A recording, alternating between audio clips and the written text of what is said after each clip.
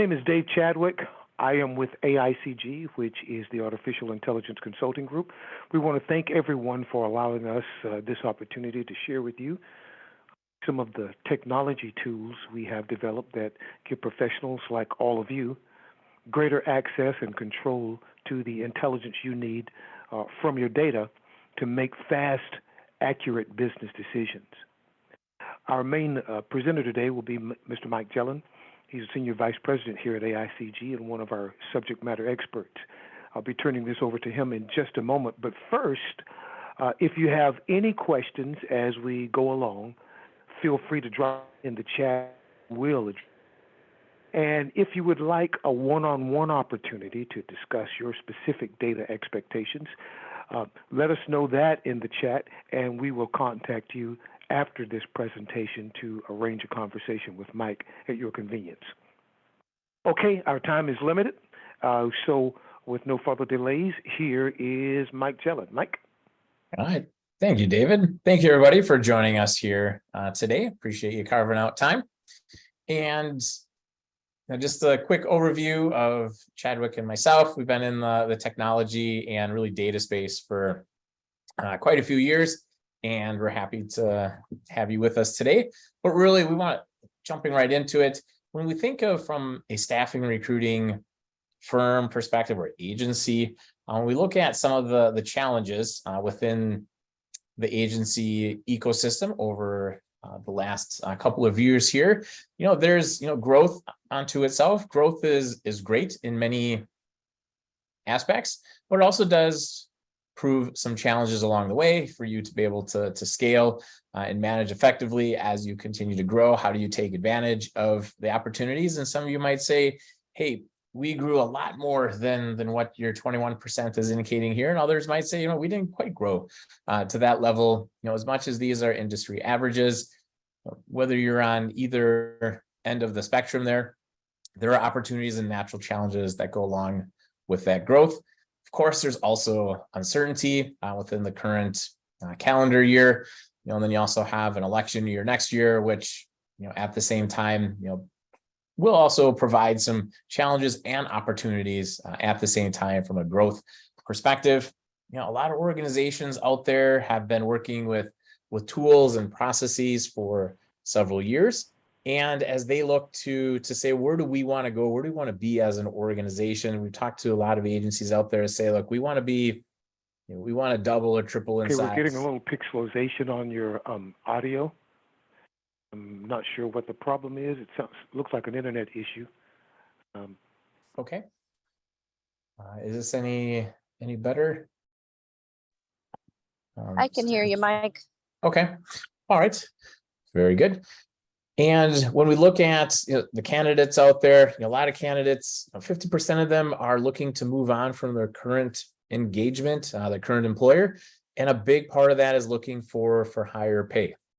Now, customers aren't necessarily eager or jumping up and down in order to pay for higher salaries, but at the same time, it's finding that blend between whether somebody's an independent contractor or somebody is just looking for placement on a short or long-term opportunity, or maybe even perms that are looking for placement out there. A lot of those folks have different salary expectations, and of course, some of those expectations outside of salary have been defined or shaped from the pandemic or coming out of the pandemic. And of course, there's lots of different articles and newsworthy items about going back to the office from an in-person perspective. Some organizations embracing, some are forcing and demanding. And so because of that, when we look at organizations like yourself, you're in the middle of broaching people with opportunities at the end of the day. So you're walking a fine line and trying to empathize and work with all parties involved, even if they maybe have some different perspectives to say, all right, is there a happy medium? So then that's where you come in and you're able to make everybody happy at the end of the day, which, if your clients and your candidates are happy, then naturally your organization will have happiness within it as well. So when we talk about some of those problems, there's different ways to look at addressing those problems.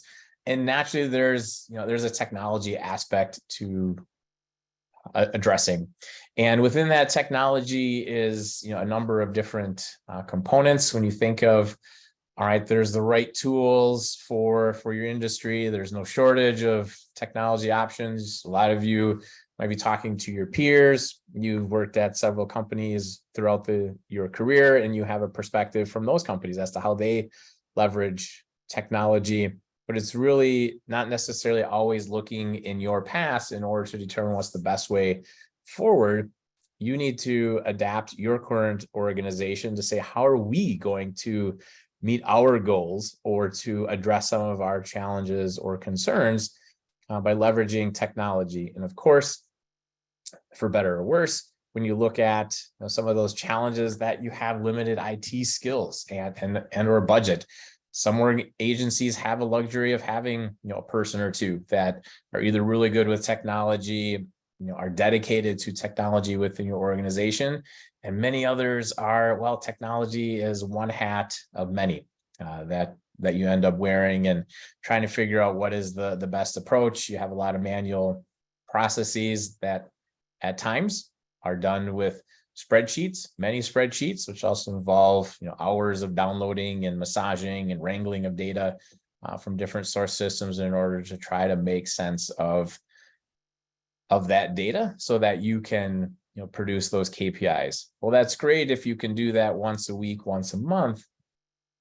There's the opportunity there in order to streamline and automate that, which not only will save you time, but increases that accuracy, and then you get that data updated on a more frequent basis. So even when you're looking at different aspects to technology, there's selecting the tool, there's integrating the tool, then there's using the tool, and how do you train people on the different tools and the processes.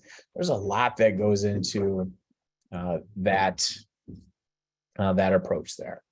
So when you think of from a use case perspective, from an agency component, we have the challenges. For one of our clients that we worked with, they had a challenge around their staffing agents, very inconsistent in the productivity. So while they had weekly metrics, monthly metrics, how people were being measured and achieving those particular metrics was very inconsistent. And a lot of times it was, well, if I know my manager is not looking at these metrics, or I know I have until Friday of each week in order to make sure my weekly numbers are looking good. You notice that there was a tendency in the early part of the week to potentially do less work and just ride things out and say, I'm going to have a strong second half of the week. And other folks would work very hard on the first 2 or 3 days of the week and say, I met my numbers, I'm good. I don't need to worry about the rest of the week. Well, from a manager perspective and leadership perspective, it's okay. If you're able to get your work done in 2 or 3 days, holy cow, maybe there's the opportunity that we should be motivating and incentivizing people to get even more done. And how do we use data to help showcase that, but at the same time also get others on board, other of the sales folks, in order to be competitive?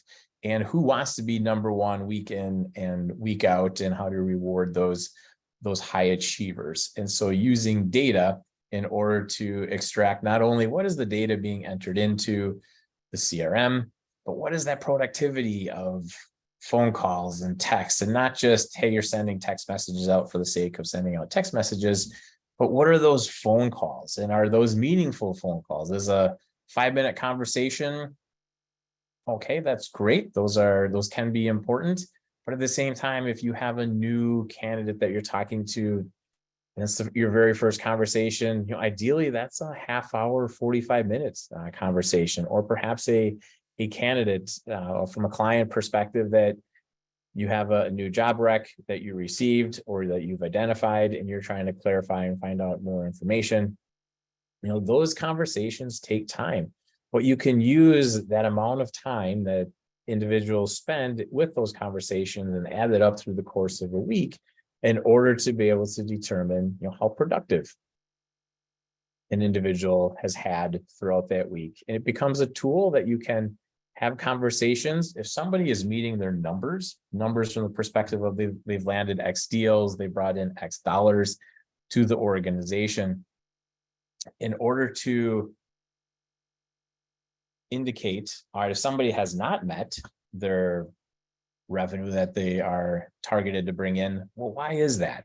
Can you go back and look at an individual week and to say, well, let's look at who you've spoken with, what types of conversations are you having, and to be able to provide coaching to those individuals, and not necessarily use it as a stick of, hey, you only had 42 calls this week, you should have had 75 calls. Well, depending upon the quality of those calls, that really is, the devil's in the details, but you can use data to help tell that story. So working with this particular customer, we leverage their data and really help them to see what is the true story of the ins and outs on that daily, weekly basis of the quality of conversations and connections that they were having with their candidates and their clients. And by implementing that, it really changed their organization and made them a data-driven organization, more so because you're providing visibility to all sales agents, which increase their productivity, which naturally increased productivity leads to top line growth. And that top line growth allowed them to also add additional agents because they had the technology and processes in place. It wasn't just, we're going to throw more bodies at the problem and magically it's going to resolve itself. Using a data-driven approach is one of those ways that allow you, you think of a staircase of growth within your organization, allows you to continue to step up with that growth. So if we were to say, well, what can I do at the end of the day when we look at, all right, understanding what are those metrics that really provide that insight to the organization?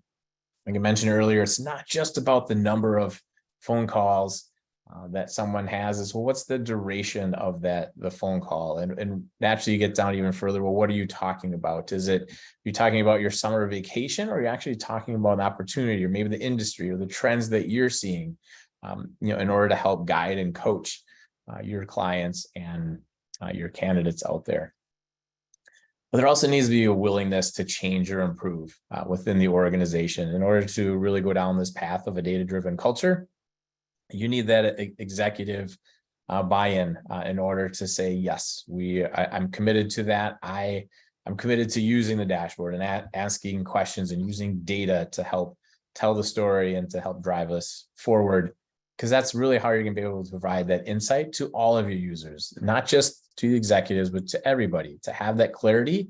And that clarity to what is and what's not happening also leads to increased accountability within your organization.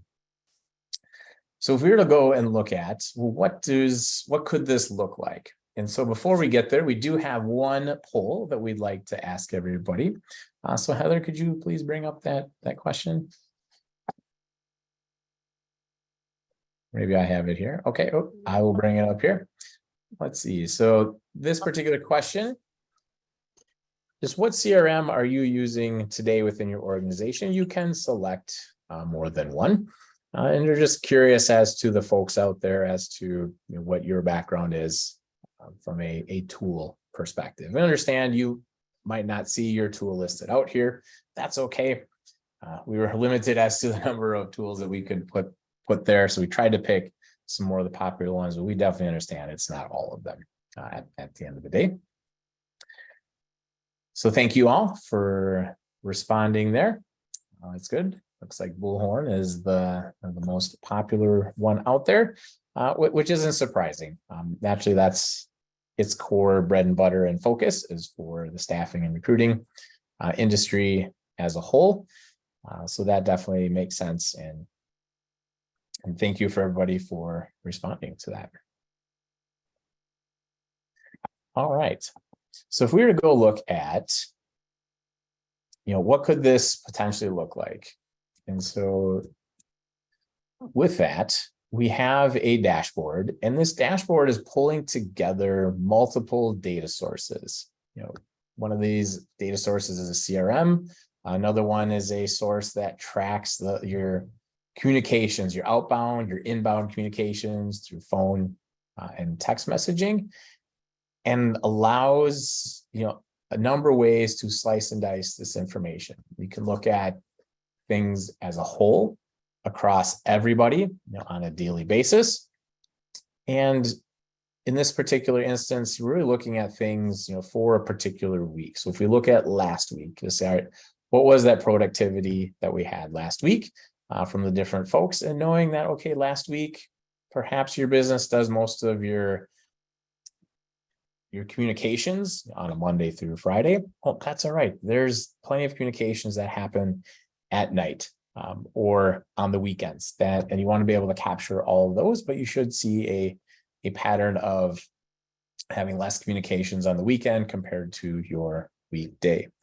So it's one thing to say I had a number of communications through text or phone, but then there's the natural logging of, well, did that information actually get set up and entered into the CRM? So it's one thing to have a phone call, but well, who did you call and what did you naturally talk about? And to have that information, that data logged, you're able to do that within the system here. So again, we're pulling from the customer's CRM, and then we pull from some of the call and text system, at the same time as to where that information is tracked. And really, we bring that data together so it sits alongside each of the data sources so that we put those metrics.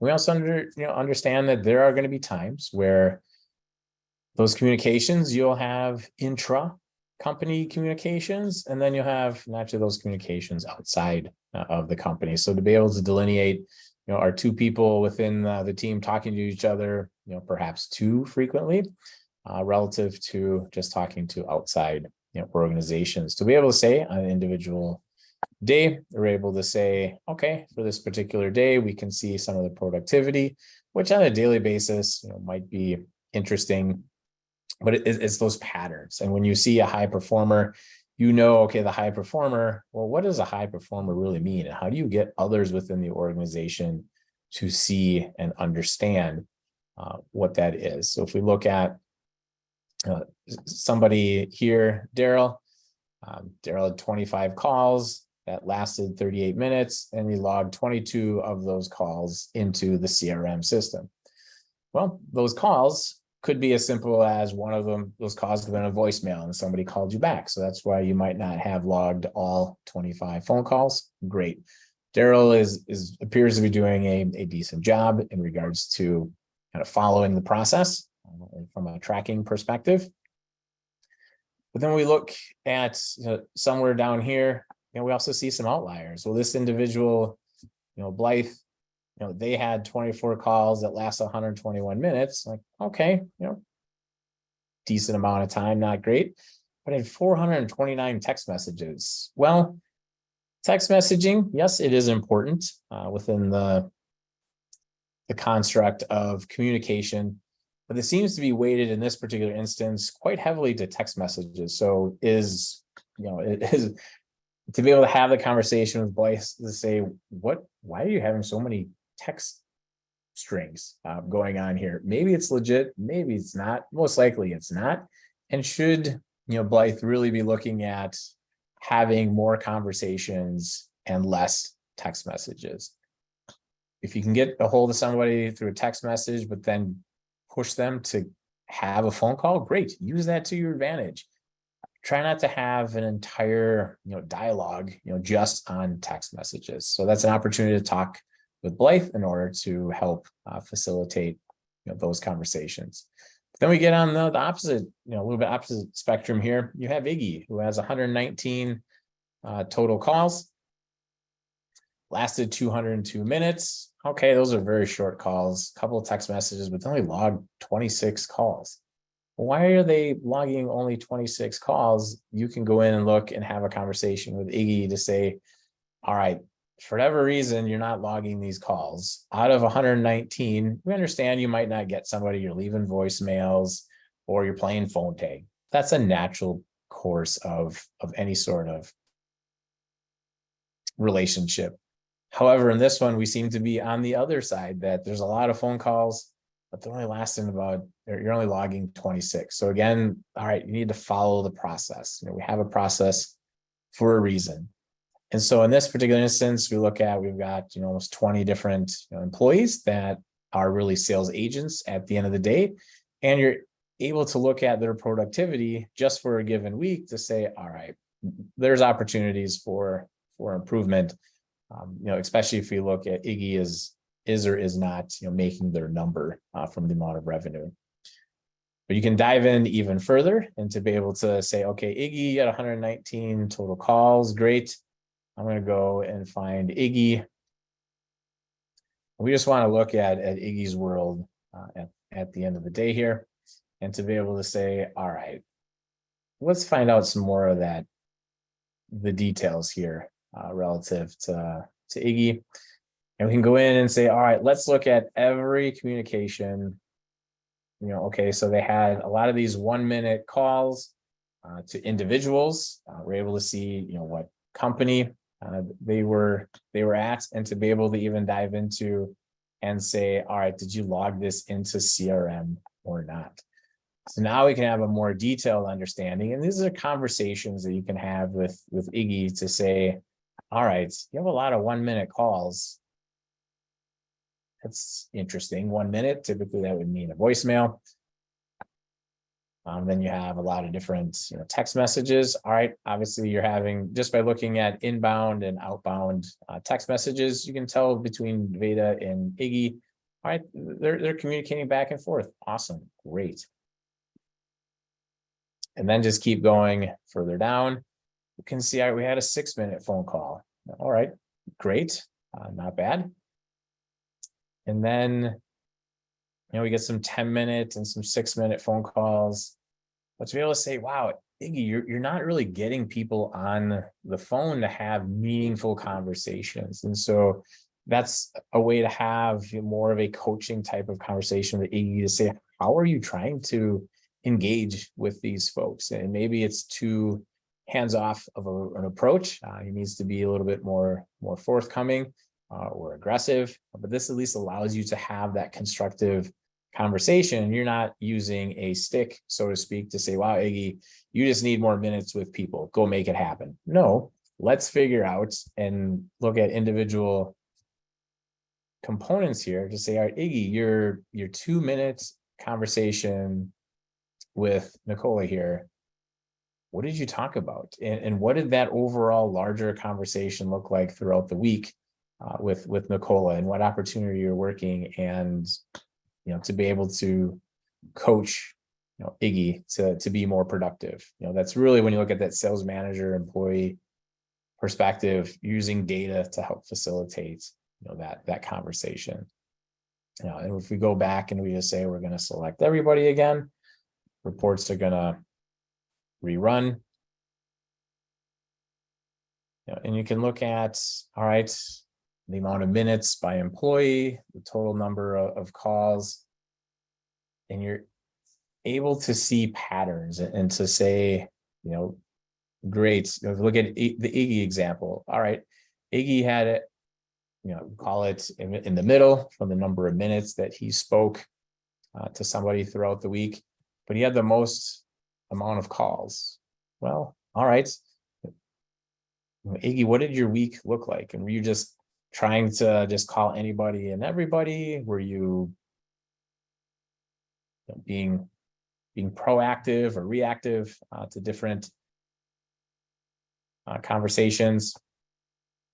And then to be able to also look at, just even by, let me zoom out here, the time of day that people are having phone calls, you're going to see a natural spread between the normal business hours within the day, and then just even looking further down, what are those busy times of the day, and are those busy relative how you would expect them to be? So that's one way to look at and leverage data. But there's also, from an audit perspective, when you look into your CRM, the data is only good as to the data that you put in there. And so within the CRM, each CRM is, has some strengths and weaknesses. But a lot of times it's really data entry at the end of the day that is your core bread and butter. So to be able to say, well, what are some of these duplicate phone numbers that you have within your CRM, and even people that perhaps you have somebody's name, but you have no phone and no email.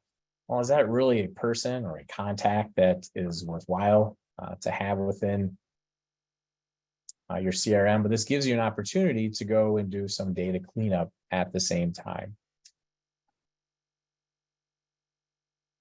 So lots of different ways in order to use data in order to help drive and make your organization better.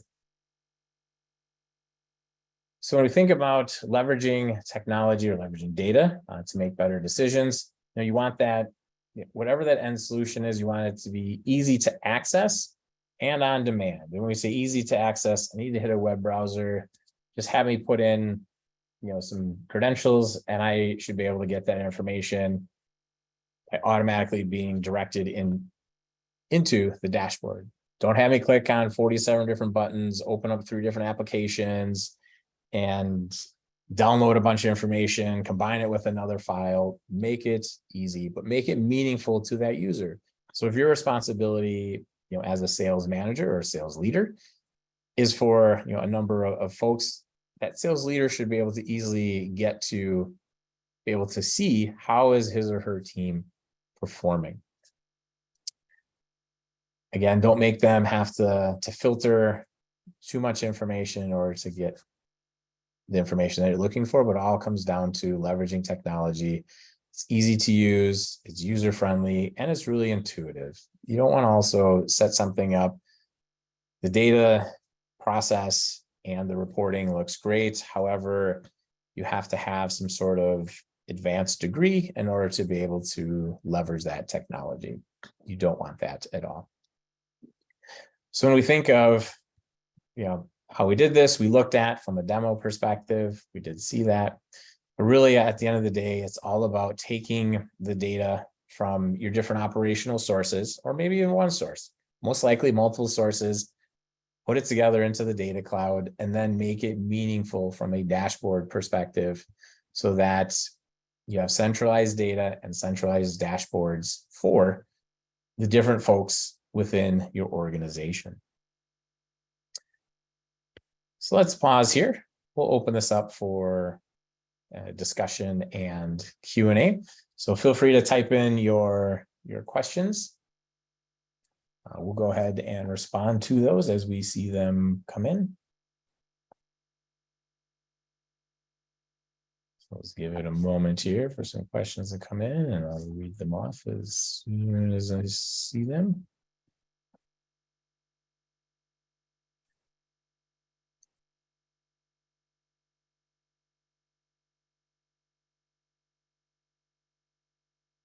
All right, so the first question is do I need to have one of the CRMs that was listed in your poll in order to leverage this platform? Absolutely not. We understand that there's many different types of CRM vendors out there. We can connect to all of them and help you centralize that data and present that on the dashboard. So any CRM that's based in the cloud, we're able to easily connect to that CRM and bring your data in. A good question. Let's see another question. Let's see. One is the recruiters rely heavily on email and LinkedIn for reach outs. Is this able to track those? So LinkedIn, depending upon how you're doing the LinkedIn. So for example, if I as Mike Jellin, I'm just messaging individuals, I'm messaging David Chadwick, and is this able to track that? LinkedIn does not provide that ability in order to say, all right, how often did Mike communicate with David versus Heather versus Tom versus Sally? So LinkedIn does control, unfortunately, or I should say block that level of access.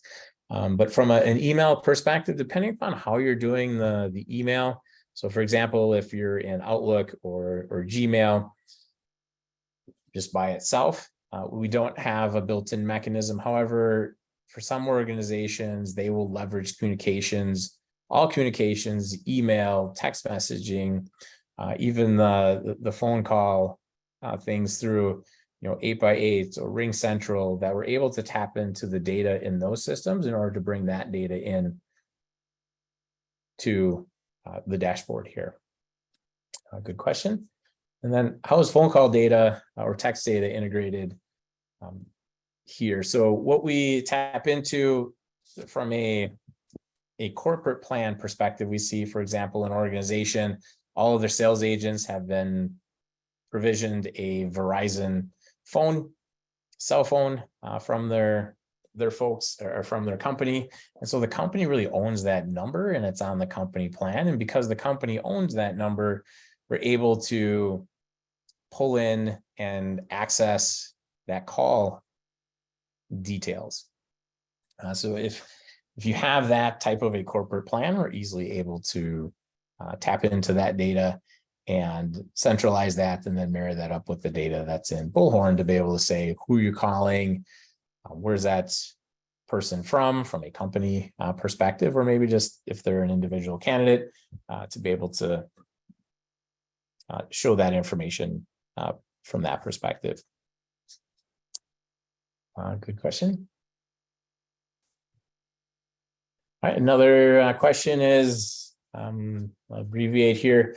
It seems to focus on the managerial level. How can an individual recruiter leverage this data, as quantity does not always equate to quality? Yep, absolutely. So the same dashboard that we're looking at, we looked at the Iggy example earlier, where this dashboard can be accessed by Iggy, and Iggy can go in and see their data, or perhaps Iggy has a manager, or maybe you're in a smaller organization that there's just the owner of the company, and then there's sales agents, and everyone's working to be able to look at, all right, how am I performing relative to the company goals that we've set out. And those company goals, there's going to be revenue goals. All right, each individual is going to naturally have a revenue goal that you can tie to. And so you're absolutely right. Just because Iggy, for example, reached out to 100 people, if Iggy is landing 2 candidates per week and placing them, and that revenue is what they need in order to make their number, then great, Iggy's in a good spot. But if you have Tim, and Tim is having 40 phone calls with people in the week, but he's not landing any data, or he's not making his revenue number for the week, then it's all right. We need to have a conversation with Tim around what are you talking and how are you, approaching these particular opportunities, because productivity wise, in one lens, which doesn't tell the whole story, it seems that you're having enough reach outs and communications, but it's the quality of those communications that is off. And to be able to have that conversation with Tim to say, what are the coaching feedback items for Tim to be more productive?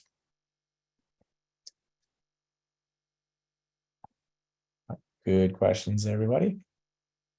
All right, and so then we have one final poll here before we let you go. So when we look at, potentially meeting with discussing our particular staffing or your specific staffing and recruiting, definitely let us know. For those folks that ask the questions, we'd love to be able to dive into your particular use case and your situations to be able to help you and guide you. Of course, no expectation, other than we'd love to give you some free advice and free direction and see where it goes from there. So feel free to answer accordingly, and we can go from there. So I see a couple of folks have answered. Thank you much. All righty.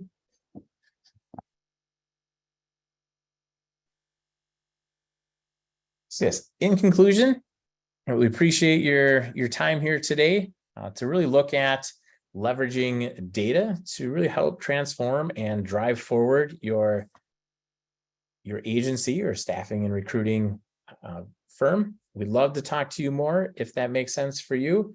But otherwise, feel free to check out our website for more information and for future webinars. But thank you, everybody, for coming. Appreciate it. Have a good rest of your day.